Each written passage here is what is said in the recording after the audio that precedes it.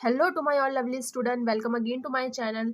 सो आज मैं आपके लिए टॉपिक लेके आई हूँ अंग्रेजी। जैसे कि आपको पता है आपका 12 मार्च को एग्जाम होने वाला है, लास्ट आपका यूपी बोर्ड वाले बच्चों का एग्जाम है। तो उसी से रिलेटेड मैंने सोचा आपको एक पेपर रिव्यू शेयर कर दूँ। क्या पता इस पेपर से कोई एक क्वेश्चन आपके लिए रिपीट हो जाए, चाहे वो सेंट्रल आइडिया हो सकता है, चाहे वो क्वेश्चन आंसर हो सकते हैं, चाहे वो आपका ग्रामर पोर्शन से कोई एक सेंटेंस हो सकता है। यू नेवर नो, कुछ भी आ सकता है। तो ये वाला आप पेपर पूरा का पूरा प्रिपेयर करके जाइएगा।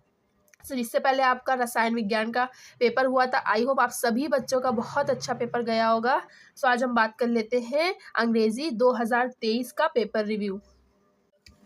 सो देखो बच्चों, ये पूरा का आपका 100 नंबर का है और आपको 3 आवर्स एंड 15 मिनट्स दिए रहेंगे, ठीक है। सो यहाँ पे कुछ इंस्ट्रक्शंस लिखी हैं। अब आप इसमें सेक्शंस आपको लिखे हैं कितने सेक्शंस होते हैं, और इसमें लिखा है ऑल क्वेश्चन कंपलसरी है और make indicated against each questions marks, और सबके सामने उनके मार्क लिखे हैं कि कौन सा क्वेश्चन कितने नंबर का है। ये आपको इंस्ट्रक्शंस दी गई है। अब देखो जल्दी से बेटा, आपका पेपर आपको मिलेगा सबसे पहले, तो उसमें सबसे पहले आपको सेक्शन ए मिलेगा, जो आपका कौन सा पोर्शन होगा, रीडिंग पोर्शन होगा।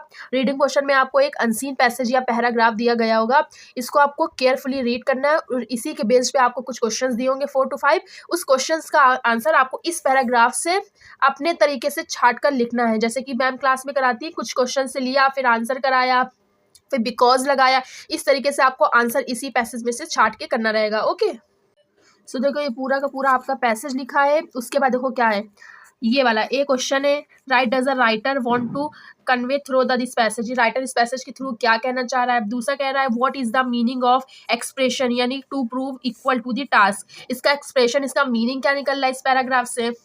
और सारे क्वेश्चन आपके कितने कितने नंबर के, 3-3 नंबर के। ओके, ये भी 3 नंबर का, ये भी और ये भी। सी में आपको कह रहा है what change a reckless youth into a sober engrave house holder, ठीक। और आपका डी क्वेश्चन कह रहा है आपसे what change do you find in a editor when once has get a seat the cabinet. आप इस पैसेज में पढ़ोगे आपको समझ में आएगा क्या बोल रहा है।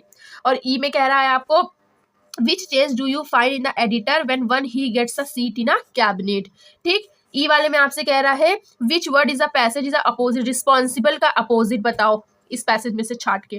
दूसरा what does the go to stray mean in the passage, go to astray means क्या होगा इस पैसेज में। उसके बाद विच word in the passage means aware of, aware of word का मीन क्या है पैसेज में। तो आपका टोटल ई क्वेश्चन यानी कि 5 क्वेश्चन है और 3-3 नंबर के। तो यानी आपका सेक्शन ए में जो रीडिंग वाला है पैराग्राफ, वो आपके हो गए 15 नंबर का। आप टोटल करते हुए चलो।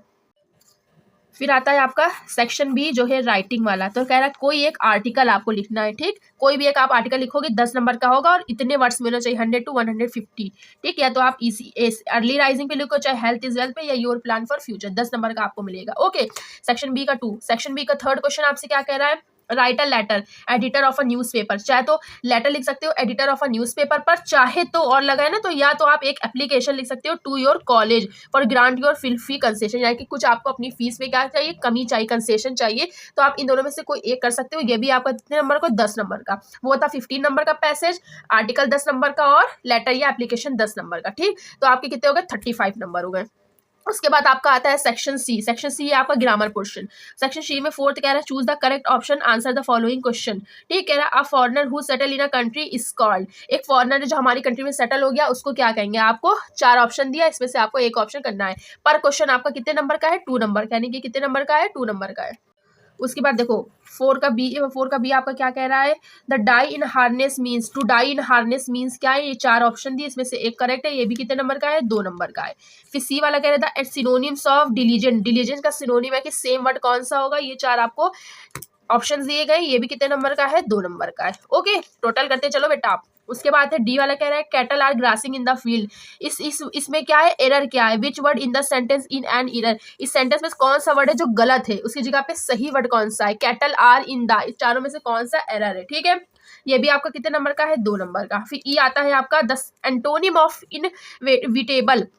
इन इनिविटेबल का एंटोनिम्स क्या होगा, या तो अवॉइडेबल होगा, या तो अननेसेसरी, या इंसिपरेबल, या अनसर्टेन। इनमें से कोई ऑप्शन सही होगा। और ये भी कितने नंबर का है, 2 नंबर का। यानी कि टोटल आपके 5 सेंटेंस दिए हैं और टोटल आपके कितने नंबर के हो गए, आपके 10 नंबर के हो गए।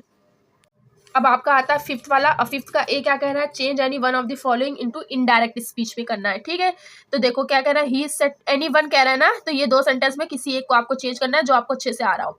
ही said to me can you spare some money for me, चाहे तो आप ये सेंटेंस को चेंज कर सकते हैं। He said to me the teacher said to the boys do not make a noise in the class. इन दोनों में से आपको एक पुटअप करना है, ये भी कितने नंबर का है, 2 नंबर का है। फिफ्थ का बी देखो, combine any one of the following as directed, किसी इन दोनों में से किसी एक को आपको करना है।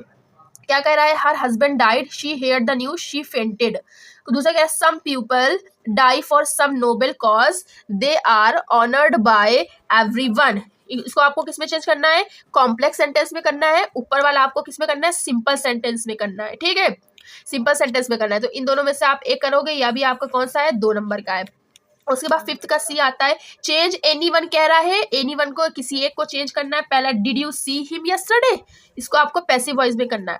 अगर आपको इसका पूरा आंसर चाहिए तो मुझे कमेंट सेक्शन में जरूर बताएगा, मैं इसका 1 बाय 1 विद आंसर आपके साथ शेयर करूंगी। ओके, तो आपको किसमें करना है, पैसिव वॉइस में करना है। उसके बाद Tulsidas was one of the greatest poet, इसको देखो सुपरलेटिव में EST डिग्री लग गई, इसको किसमें करना है, पॉजिटिव डिग्री में। आपने पॉजिटिव, कंपैरेटिव, सुपरलेटिव डिग्रीज पढ़ी होंगी। ठीक, एडजेक्टिव्स ऑफ डिग्रीज है ये सब। ये भी आपका कितने नंबर का है, 2। तो डी वाला देखो, correct any one of the following, किसी एक को करेक्ट करना है। मिल्क इज परफिएबल देन टी, ये सब आपको मिस मतलब कि रीअरेंज फॉर्म में करना है, गलत ऑर्डर में है। He has received a letter yesterday, ठीक है, he has received a letter yesterday, किसी एक में से आपको क्या करना है, करेक्ट करना है। ओके, तो ये भी आपका है 2 नंबर का। उसके बाद कह रहा है, use any one of the following pairs of word sentences, यानी कि ये 2 आपके वर्ड्स दिए हैं, होमोफोन्स मान लो दिए हैं, और इन दोनों वर्ड्स का अपने सेंटेंस में यूज करना है, यानी कि आपको एक सेंटेंस बनाना है जिसमें ये वर्ड्स यूज होने चाहिए। चाहे तो स्टेशन, ये भी आपका 2 नंबर का है, यानी कि टोटल फिफ्थ के 5 कितने, 6 में आपको एक ट्रांसलेट दिया, एक पैराग्राफ मिलेगा, आपको इंग्लिश में ट्रांसलेट करना है। ये आपका कितने नंबर का है, 5 नंबर का है। फिर हमारा आता है सेक्शन डी, जो आपका लिटरेचर से बिलोंग करेगा। ठीक है, जिसमें प्रोज, पोएट्री या सप्लीमेंट्री आएगा। तो answer the following question 40 words में देना है।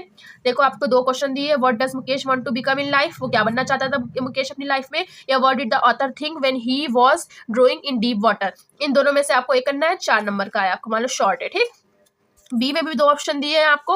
अब कह रहा है from where did peddler get the idea of the word being a rat trap, या तो ये कर सकते हैं, चाहे तो आप कर सकते हैं what did Gandhi do after knowing the miserable condition of the farmers at Champaran.